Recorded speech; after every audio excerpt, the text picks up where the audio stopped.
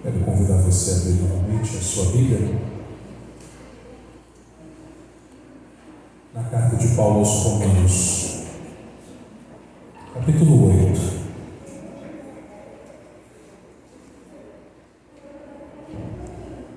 Nós vamos ler do verso 31 ao verso 39.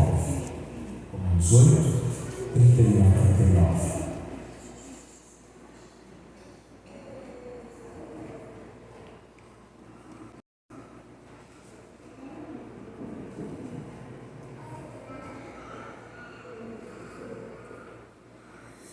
Que diremos, pois, à vista destas coisas? Se Deus é por nós, quem será contra nós? Aquele que não poupou o seu próprio filho, antes por todos nós o entregou, porventura não nos dará graciosamente com ele todas as coisas? Quem tentará acusação contra os eleitos de Deus? É Deus que nos justifica. Quem os condenará? É Cristo Jesus quem morreu, ou antes, quem ressuscitou, o qual está à direita de Deus e também intercede por nós. Quem nos separará do amor de Cristo? Será tribulação, ou angústia, ou perseguição, ou fome, ou nudez, ou perigo, ou espada? Como está escrito: por amor de ti somos entregues à morte o dia todo, fomos considerados como ovelhas para o matador. Em todas estas coisas, porém, somos mais que vencedores por meio daquele que nos amou. Porque eu estou bem certo de que nem a morte, nem a vida, nem os anjos, nem os principados, nem as coisas do presente, nem do porvir, nem os poderes, nem a altura, nem a profundidade, nem qualquer outra criatura poderá separar-nos do amor de Deus que está em Cristo Jesus, nosso Senhor. Mais uma vez, meu Deus, nós nos colocamos aos teus pés e queremos pedir agora que o Senhor fale conosco. Ó Pai, queremos ouvir a Tua voz. Por isso fala, Senhor. Fala ao coração de cada um de nós que aqui está, Senhor.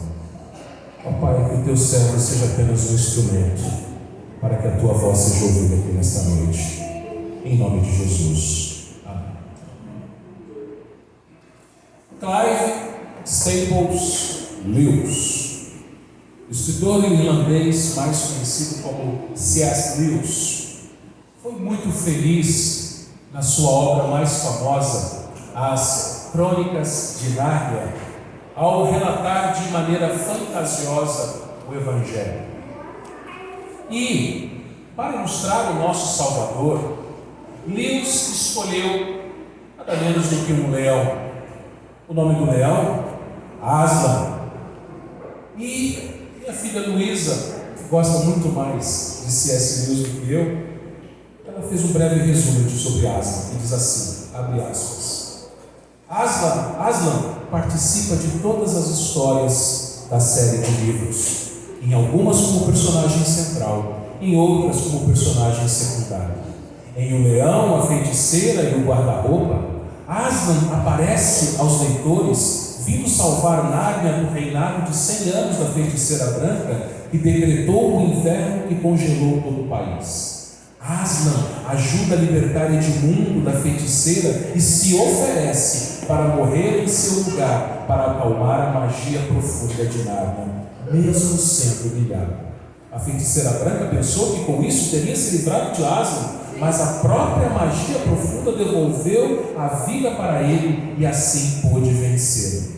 Pois, se uma vítima voluntária, inocente de traição, fosse executada no lugar de um traidor, a mesa estalaria e a morte andaria para trás. Toda Nárnia é libertada, e durante o decorrer das crônicas, vemos que Aslan sempre está lá, mesmo que não percebamos. Ele sempre está trabalhando em prol da vida dos narnianos, revelando-se a eles em tempo oportuno. Fecho aspas. Assim é o leão Aslan, o vencedor. O leão, que é conhecido como o rei dos animais, de fato, a sua figura com uma grande juba é a figura do próprio rei, do próprio monarca, do próprio soberano. E Aslan, o leão, ele vence a traição de Edmundo, entregando-se para morrer no lugar do traidor. E vejam, meus irmãos, as crianças, elas aprenderam e aprendem sempre quando leem essas histórias ou assistem os filmes feitos com base nestes livros, para que ali elas possam perceber, esse foi o objetivo de C.S. Lewis, que o nosso Salvador, ele morreu no lugar de pecadores. Nenhum daqueles que estavam em Aslan era justo, era perfeito, era santo, era correto, a não ser o leão, a não ser o rei. E assim ele morreu no nosso lugar. Não só morreu no lugar dos narnianos, e não somente morreu, mas ele venceu a morte ao ressuscitar. Assim, o Evangelho é apresentado nas Crônicas de Nárnia. Mas de maneira muito mais profunda, os cânones de Dort expressaram o Evangelho, resultando mais tarde no acróstico Tulip, ou os 5 pontos do calvinismo. Esse acróstico, que em inglês vai dizer o seguinte, traduzindo para o português: total depravação, eleição incondicional, expiação ilimitada, graça irresistível e perseverança dos santos. Divinamente inspirado, o apóstolo Paulo mostrou exatamente isso na sua epístola aos Romanos. A ira de Deus se revela do céu contra toda a impiedade e perversão dos homens, sejam eles gentios ou judeus, uma vez que não há justo nenhum sequer. Não há quem entenda, não há quem busque a Deus, pois todos pecaram e carecem da glória de Deus. Está aí a total depravação, nos capítulos 1, 2 e 3 de Romanos. Dentre todos os homens, Deus teve misericórdia de quem aprouve ter misericórdia. E ele se compadeceu de quem aprouve ter ele compaixão, uma vez que a sua escolha se deu antes do nascimento, antes de praticarmos o bem ou o mal, para que o propósito de Deus quanto à eleição prevalecesse, não por obras, mas por aquele que chama. Está aí a eleição incondicional do capítulo 9 de Romanos. Cristo foi entregue por causa das nossas transgressões e ressuscitou por causa da nossa justificação. Deus fez isso, provando o seu amor para conosco, quando nós ainda éramos pecadores. Está aí nos capítulos 4 e 5 de Romanos, a expiação limitada. Ele nos chamou segundo o seu propósito. De antemão nos conheceu e também nos predestinou para sermos conformes à imagem do seu Filho. Ele nos predestinou, nos chamou, nos justificou e nos glorificou. Está aí, no capítulo 8 de Romanos, a graça existiu. Faltou um, né? Perseverança dos santos. Pois é, perseverança dos santos está nesse texto que nós lemos, o final do capítulo 8, os 9 versículos finais do capítulo 8. Perseverança dos santos. Alguns chamam de graça preservadora, mas você pode chamar também de santificação. Por quê? Porque como que os santos perseveram na sua salvação?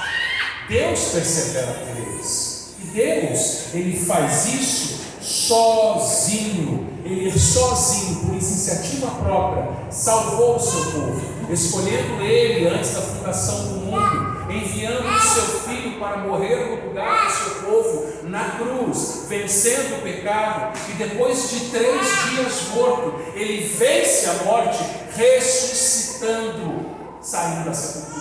E ele voltou para o céu, e do céu, Deus Pai e Deus Filho enviaram o Deus Espírito Santo para habitar na igreja. E agora a igreja é santificada por Deus Espírito Santo, nos tornando cada vez mais parecidos com Cristo Jesus. E quem faz isso? Deus faz, nós fazemos.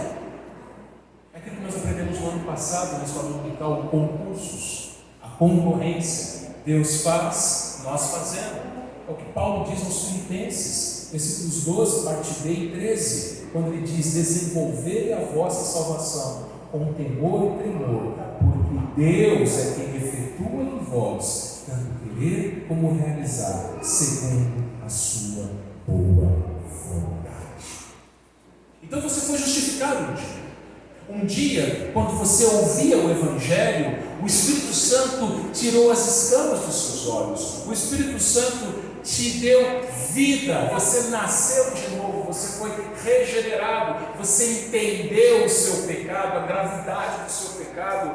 Você então se entristeceu pelo seu pecado, correu até Cristo, confessou os seus pecados a Cristo e colocou a sua fé nele. A partir do dia da sua conversão, o que Deus começa a fazer em você? Ele santifica. Começa então a perseverança, a sua perseverança. E é nessa perseverança que Ele nos faz mais que vencedores. O vencedor nos tornou mais que vencedores. Esse é o tema da nossa mensagem nesta noite. E a primeira lição que esse texto nos ensina, meus irmãos, é que o vencedor nos tornou mais que vencedores por intermédio da sua justiça. Versículos 31 e 32 dizem o seguinte: que diremos, pois, à vista dessas coisas? Se Deus é por nós, quem será contra nós? Aquele que não poupou o seu próprio filho, antes por todos nós o entregou, porventura não nos dará graciosamente com ele todas as coisas? Em Romanos 5, Paulo diz que nós fomos justificados mediante a fé, e agora nós temos paz com Deus. A nossa justificação, ela se deu no instante da nossa conversão, como eu acabei de falar, e nós vivemos agora em novidade de vida. Paulo nos diz isso em Romanos 6, que o pecado não tem mais domínio sobre nós. E lá em Romanos 7, nós somos lembrados que nós ainda pecamos. O mal que habita em nós faz com que a gente faça o mal que nós não preferimos, mas faça o mal que nós não preferimos, mas o bem que nós queremos. Todavia, o capítulo 8 nos mostra que tem nenhuma condenação lá para os que estão em Cristo Jesus. Como filhos de Deus, nós somos guardados e guiados pelo Espírito Santo, que intercede por nós, porque nós sabemos que todas as coisas cooperam para o nosso bem, para nos tornarmos cada vez mais parecidos com Cristo. Tudo isso é boa teologia, mas você pensa o seguinte: tá bom, e no nosso dia a dia? Como é que isso se aplica no meu dia a dia? Nós temos problemas no dia a dia. Só que lembre de uma coisa: todos os problemas têm como raiz um único problema. Qual é esse problema? Pecado. O maior problema do ser humano é o pecado. E todos os problemas que nós enfrentamos na nossa vida têm a raiz no pecado. O grande problema. Nós somos filhos de Adão. Adão pecou e por causa do pecado de Adão, todos pecaram e por isso carecem da glória de Deus. Paulo vai dizer isso aqui em Romanos também. Só que o segundo Adão tomou a iniciativa de resolver esse problema. Ele tomou a iniciativa de carregar sobre si o peso do nosso pecado, de levar sobre si as nossas dores, de ir para a cruz no nosso lugar e ali recebesse do Deus Pai o castigo que nos traz a paz, sendo Ele o nosso Redentor, sendo Ele aquele que morreu no nosso lugar. E o que nós diremos à vista dessas coisas? Se Deus é por nós, quem será contra nós?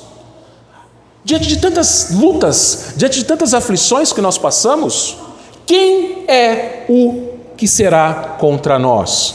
Porque Deus entregou o seu Filho graciosamente por nós. Perceba, meus irmãos, às vezes nós ficamos tão apegados a pequenos, veja, eu destaco, pequenos problemas da vida. Pequenos, porque o grande problema Deus já resolveu.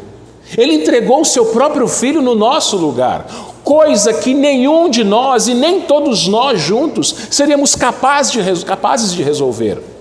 Jesus fez isso Deus fez isso por causa do seu grande amor. Lembra do hino? O grande amor de Deus? A Deus demos glória por seu grande amor, o Filho bendito por nós todos deu. O que diz o coro? Exultai, exultai, vinde todos louvar a Jesus Salvador, a Jesus Redentor.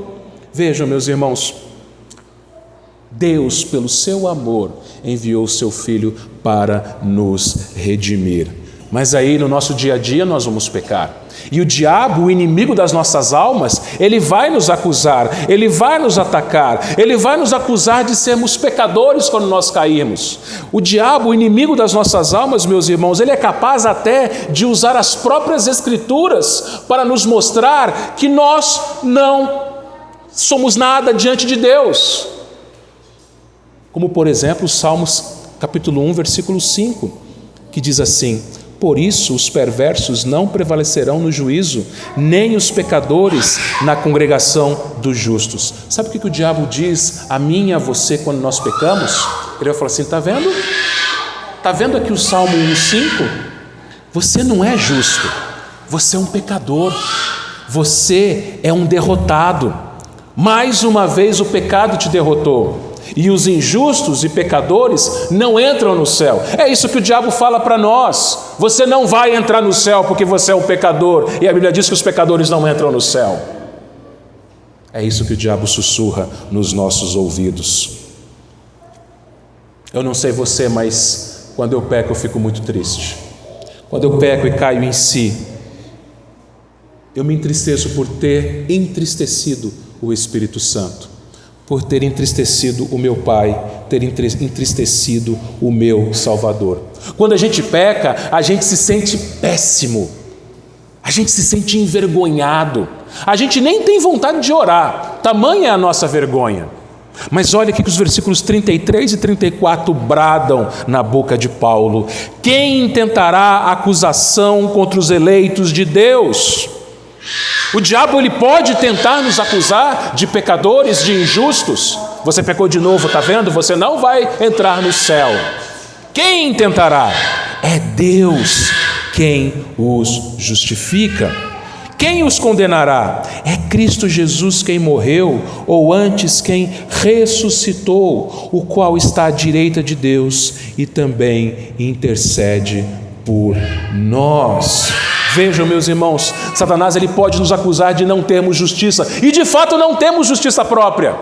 A nossa justiça não está em nós mesmos, não é inerente a nós mesmos, não é natural de nós mesmos. Nós podemos dizer para Satanás ou para qualquer um que nos acuse: eu não tenho justiça própria, mas fui justificado. Eu tenho a justiça de Cristo. Ele me fez justo. Ele me fez alguém que agora pode entrar no céu. E mesmo antes de entrar no céu, eu já sou filho dele. Eu já sou salvo. Eu já fui perdoado. Veja, meus irmãos, a beleza da nossa salvação. Porque Deus não apenas fez a sua obra no passado, nos escolhendo, enviando por nós o seu Filho e nos dando a salvação, nos convertendo, nos justificando. Mas Deus permanece fazendo a sua obra em nós no presente. É Cristo Jesus quem morreu, ou antes quem ressuscitou e que está à direita de Deus e também intercede por nós. Eu, como pastor, recebo diversos pedidos de pessoas para orarem. Pastor, ora por mim. E eu oro. Confesso que deveria orar mais, mas todos que pedem eu oro. Agora pense uma coisa comigo. Jesus ora por você. Pensa comigo. De novo. Jesus intercede por você, por nós, à direita de Deus. Tem hora que você não consegue orar, fala a verdade. Tem hora que você se sente tão mal, tão fraco, que você não tem vontade nem de orar. Mas Jesus não deixa de orar por você. Naquela hora que você está prostrado, se sente um derrotado, Ele está à direita do Pai, colocando o seu nome diante do Pai. Olha que coisa maravilhosa. Olha que coisa sublime. Jesus, Ele não ora por injustos. Jesus, Ele não ora por pessoas que Ele não ama. 1 João capítulo 2, versículo 1 diz assim: filhinhos meus, estas coisas vos escrevo para que não pequeis. Se todavia alguém pecar, temos advogado junto ao Pai, Jesus Cristo, o justo. Ele conhece a sua fraqueza, Ele conhece o seu coração, Ele sabe que você e eu ainda pecamos. Ele já venceu o pecado na cruz, mas a presença do pecado ainda permanece. Não seria mais simples, né? Não seria tão simples a gente se converter e pronto, acabou? Imagina, converteu, puf, céu. Ia ser muito bom, né? Imagina, converteu, você creu em Jesus, você confessou seus pecados e alguns dizem aceitar Jesus, mas na verdade é Ele quem nos aceitou, né? Quem somos nós para aceitar Jesus? É Ele quem nos aceita. Você creu em Jesus, você se converteu, puf, céu. Seria muito bom isso. Mas não é essa a vontade de Deus. A vontade de Deus é que mesmo depois de convertidos, a gente permaneça neste mundo, sendo santificados, perseverando. E Ele nos ajuda, Ele intercede por nós. Mas esse texto nos ensina, meus irmãos, uma segunda lição. O vencedor nos tornou mais que vencedores por intermédio do seu amor. Versículos 35 e 36. Quem nos separará do amor de Cristo? Será-lhe tribulação, ou angústia, ou perseguição, ou fome, ou nudez, ou perigo, ou espada? Como está escrito, por amor de ti somos entregues à morte o dia todo, fomos considerados como ovelhas para o matadouro. Nós não compreendemos muito bem o que é o amor. As pessoas, elas confundem amor com afeição, com paixão, com sexo, e continuam sem saber o que é amor. Em 1 Coríntios capítulo 13, Paulo escreveu o que é o amor. Paulo, ele diz que o amor, ele é um caminho sobremodo excelente. O amor, meus irmãos, em primeiro lugar, não tem nada a ver com aquilo que eu faço, mas com aquilo que eu sou. É o nosso coração. Nós podemos falar em línguas diferentes, ter dons diferentes, ter conhecimento e fé extraordinários e servir até a morte. Se nós não tivermos amor, não vai adiantar nada. Quanta gente se sobressai naquilo que faz, mas não tem amor. O amor não tem nada a ver com aquilo que eu sou, o amor não tem nada a ver com aquilo que eu faço, mas com aquilo que eu sou. E o que eu sou, conforme nós aprendemos domingo passado, é o nosso próprio coração. Deus nos ensina, meus irmãos, a sermos cada vez mais amorosos. Como? Como que você aprende a amar? Primeira coisa, diz 1 Coríntios capítulo 13, sendo paciente. O amor é paciente. É isso que diz 1 Coríntios 13. O amor, meus irmãos, ele não arde em ciúmes. O amor, ele é humilde, ele não se conduz inconvenientemente. O amor é calmo e menos interesseiro. Ele deseja a justiça e a verdade e não se ressente do mal. O amor tudo sofre, tudo crê, tudo espera, tudo suporta. Ok, isso é 1 Coríntios 13. Mas como é que a gente consegue amar? Como é possível nós amarmos? Bom, a Bíblia diz lá em 1 João que nós amamos porque Ele nos amou primeiro. Somente aqueles que foram amados por Jesus é que são capazes de amar. Isso é muito pesado, isso é muito sério. Ninguém que não tenha sido amado por Cristo, ninguém que não tenha sido alvo do seu amor na cruz, consegue amar. As pessoas são egoístas. Já prestou atenção? As pessoas são interesseiras. Os casamentos, eles são assim, o amor é eterno enquanto dure. Vamos morar juntos, vamos ver se dá certo. Vamos juntar as nossas escovas de dente. Se der certo, a gente casa. E se depois não der certo, a gente termina, cada um vai para um lado, cada um vai viver a sua vida. As pessoas são egoístas. As pessoas colocam o seu objetivo no outro, querendo que os seus objetivos sejam satisfeitos no outro. Uma pessoa sem Cristo, ela age assim. Uma pessoa sem Cristo tem essa cosmovisão, tem esse entendimento sobre o amor, porque ela não foi amada. Cristo, quando ama uma pessoa, ele então ensina a essa pessoa o que é o amor, e essa pessoa então é capaz de exercitar o amor. Sim, porque o amor é um exercício. Não é fácil amar, fala a verdade. Não é uma coisa simples nós amarmos pecadores, e nós mesmos sendo pecadores.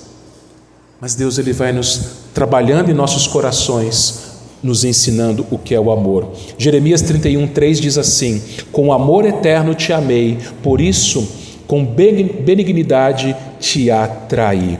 Se é eterno, jamais acaba. Por isso, nós vamos tentados, meus irmãos, a acharmos que o amor de Deus só se manifesta nas horas boas. Quando está tudo bem, quando as contas estão pagas, quando a gente está bem de saúde, quando o casamento vai bem, quando os filhos estão tudo ok, quando o nosso trabalho está uma maravilha. Deus me ama, que lindo! Agora, quando você tem aquela tribulação no trabalho, quando você tem aquele problema na sua família, quando você tem aquela enfermidade para enfrentar, quando você tem aquele problema financeiro para resolver, nós somos tentados a nos esquecer que Deus ainda nos ama, mesmo nas horas mais difíceis. E quem poderá nos separar do amor de Cristo? Tribulação, angústia, perseguição, fome, nudez, perigo, espada?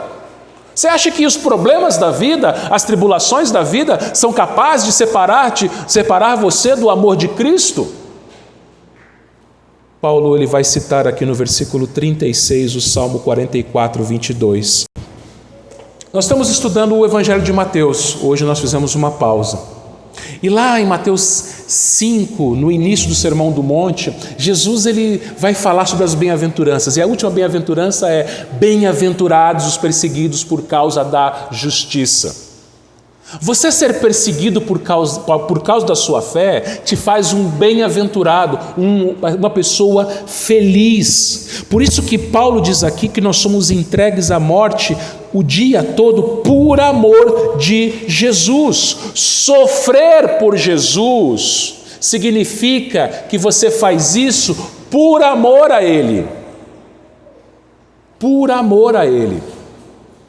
Jesus, ele por amor sofreu no seu lugar, tomou a cruz no seu lugar, e agora por amor a Ele, é uma resposta, Ele te chama a carregar a cruz, a sua própria cruz, por amor a Ele. Por isso pense uma coisa, seja consciente de uma coisa: crente, nessa vida você vai passar por aflição. A Bíblia não faz propaganda enganosa. Venha para Jesus e seus problemas acabaram. Venha para Jesus e está tudo resolvido, tudo fica muito bom e maravilhoso. Jesus, antes de morrer, ele disse aos seus discípulos: no mundo tereis aflições, mas tem de bom ânimo, por quê? Porque eu venci o mundo. E porque ele venceu, diz o versículo 37, Paulo diz: em todas estas coisas, porém, somos mais que vencedores por meio daquele que nos amou. Paulo enche o peito e ele fala: em todas essas coisas, nós somos mais que vencedores por meio de Jesus Cristo, que é aquele que nos amou. Que coisas são essas? Paulo, ele fala aqui das coisas anteriores, tribulação, angústia, perseguição, fome, nudez, perigo e espada. E ele fala das coisas posteriores, que vem nos versículos 38 e 39, quando ele diz assim: porque eu estou bem certo de que nem a morte, nem a vida, nem os anjos, nem os principados, nem as coisas do presente, nem do porvir, nem os poderes, nem a altura, nem a profundidade, nem qualquer outra coisa poderá separar-nos do amor de Deus que está em Cristo Jesus, nosso Senhor. Sabe o que significa isso? Vamos lá. Jesus Cristo, nós sabemos, pela iluminação do seu Espírito, do Espírito de Jesus, do Espírito Santo, nós sabemos que todas as coisas cooperam para o bem daqueles que amam a Deus. Então vou fazer uma recapitulação aqui, até chegar no 37. Todas as coisas cooperam para o seu bem. Qual é o seu bem? Versículo 29, é ser parecido com Jesus Cristo, certo? Esse é o nosso bem, sermos a imagem de Jesus Cristo. E como nós nos tornamos parecidos com Jesus Cristo? Nos identificando com Ele na sua morte. Ele morreu por nós e agora nós também morremos. Parecer-se com Cristo é morrer com Cristo. Paulo disse isso: fui crucificado com Cristo. E aí você pode pensar, então peraí, ser amado é sofrer? Sim, é isso que Paulo está dizendo aqui, que em todas estas coisas, tribulação, angústia, perseguição, fome, nudez, perigo, espada, principado, potestade, morte, vida, tudo isso que a gente tem que enfrentar na vida, nós somos mais que vencedores por meio daquele que nos amou. Agora eu quero chamar a sua atenção a uma coisa. Por que Paulo não escreveu, em todas estas coisas nós somos vencedores? Por que ele escreveu mais que vencedores ao invés de vencedores? Por que Jesus é o vencedor? Por várias partes da Bíblia a gente vai ler que ele venceu, e quando se refere a nós, a Bíblia fala, nós somos mais que vencedores. Você já parou para pensar por que está desse jeito aqui escrito? Bom, um comentarista reformado chamado William Hendrickson, ele disse o seguinte sobre esse versículo: um vencedor é uma pessoa que derrota o inimigo. O mais que vencedor faz com que o inimigo seja uma ajuda. Sabe o que isso significa? Significa o seguinte: que todas as coisas cooperam para o seu bem, não cooperam? Então, todas as coisas, seu sofrimento, suas enfermidades, suas aflições, suas lutas, os ataques que você sofre do inimigo, os ataques que você sofre de pessoas ruins, tudo o que você passa na vida são instrumentos de Deus, ferramentas de Deus para te levarem à vitória. Isso é providência. Por que Jesus é o vencedor? Porque ele venceu o inimigo sozinho.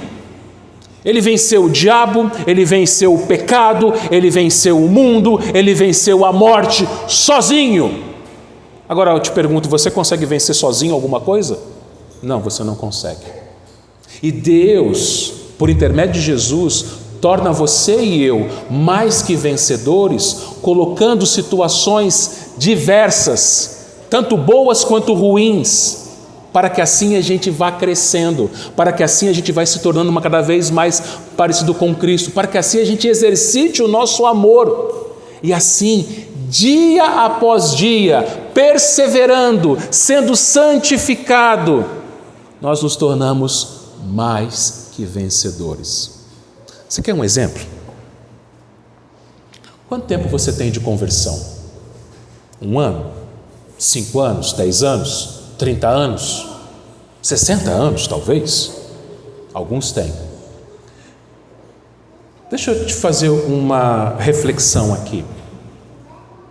Você acha que hoje você é mais parecido com Jesus do que quando você se converteu? Você acha que você hoje é uma pessoa mais paciente de quando você se converteu? Você acha que você hoje é uma pessoa mais bondosa do que quando você se converteu? Você acha que a sua fé hoje é uma fé mais robusta, mais madura do que a fé que você tinha quando você se converteu? Acredito que você tenha crescido, né? Acredito que você, quando você se converteu até o dia de hoje, você desenvolveu, você cresceu, você se tornou cada vez mais maduro na fé, cada vez mais parecido com Cristo. Isso é ser mais que vencedor. É cada dia uma vitória. Cada dia uma vitória. Senhor, eu consegui uma vitória contra essa tentação. Senhor, o Senhor sabe que eu tenho um grave problema com a ira. O Senhor sabe que eu tenho, como dizem, o pavio curto. O Senhor sabe que eu não seguro a minha língua, mas hoje eu consegui segurar a minha língua. Hoje eu consegui não falar coisas que não devem. Hoje eu consegui não explodir em ira. Senhor, hoje o Senhor sabe que eu tenho esse grave problema, esse pecado da tentação, como nós vimos no domingo passado, por exemplo, com pornografia. E hoje eu consegui vencer a pornografia. É um dia de cada vez, mais que vencedores, dia a dia, dia a dia. Você vai vencendo o pecado e ele vai te tornando cada vez mais que vencedor. E aí eu quero encerrar dizendo uma coisa.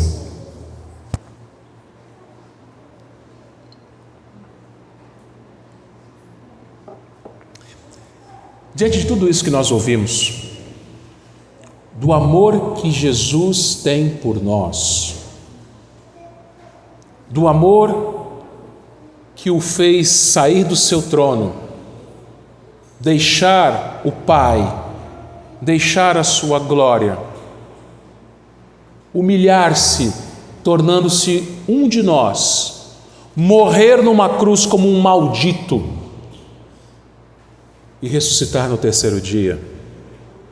Pare de ser um filho reclamão, murmurador, infeliz, carrancudo e deprimido. Ele te ama. Por que tanta mágoa no seu coração? Ou nos nossos corações? Pare de se fazer de vítima. O vitimismo é um mal que assola a nossa geração e a nossa sociedade. As pessoas hoje são vítimas, as pessoas hoje são melindrosas. Eu não vou mais na igreja, ele não olhou para mim. Eu não vou mais na igreja, ele não me cumprimentou. Para com isso, Jesus te ama. Ele morreu numa cruz por você, e você fica com vitimismo, você fica com melindre, fica com coisinhas. Ele venceu por você. Então pare de vitimismo. Nossa sociedade é uma sociedade vitimista. Tudo é o marxismo, com todo o lixo que ele trouxe. Todo mundo é vítima da sociedade, todo mundo é oprimido pela sociedade. Você não é um oprimido. Você é um mais que vencedor em Cristo. Você não é um coitadinho. Você é um mais que vencedor em Cristo. Em Cristo, deixo isso bem claro. Não é pela sua força, não é pela sua capacidade, não é pela sua inteligência. É por causa de Cristo. Cristo te torna um mais que vencedor. Então olhe para o seu irmão com amor. Seu irmão falou uma coisa que você não gostou, ame-o. Porque quantas vezes você falou coisas que envergonharam a Cristo? Seu irmão fez alguma coisa que você não gostou, ame-o. Quantas vezes você fez alguma coisa que envergonhou a Cristo? E Ele te ama, Ele não desiste de você, Ele não fecha a porta para você, Ele intercede por você. Mesmo quando você peca contra Ele, Ele intercede por você. Agora eu vou te perguntar uma coisa, quando seu irmão peca contra você, você ora por ele? Ou você fala mal dele? Ou você vira o nariz para ele? Então para com isso, arrependa-se do seu pecado, porque um dia a gente vai comemorar a vitória. Hoje nós estamos comemorando, domingo, dia do Senhor, dia da ressurreição. Nós celebramos hoje de manhã, celebramos a ceia, celebramos agora novamente.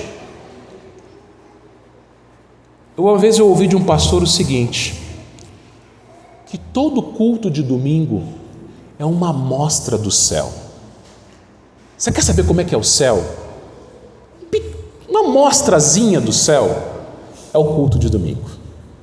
É o culto de domingo. Só que são pequenas amostras durante a nossa vida. No último dia, aí sim, a grande vitória. E essa vitória será celebrada não no lugar mais alto de um pódio, não no corredor de uma faculdade, fui aprovado, aprovaram meu TCC, não numa pizzaria com os amigos, mas essa vitória será celebrada num casamento, nas bodas do Cordeiro com a sua igreja. E ali, queridos irmãos, finalmente teremos a plenitude da vitória. Não haverá mais pecado, nem no meu coração, nem no coração de vocês, nem no coração de ninguém que ali estiver. Estaremos plenamente com Ele, o vencedor com os mais que vencedores, desfrutando e comemorando essa vitória. Que Ele nos abençoe, meus irmãos. Amém.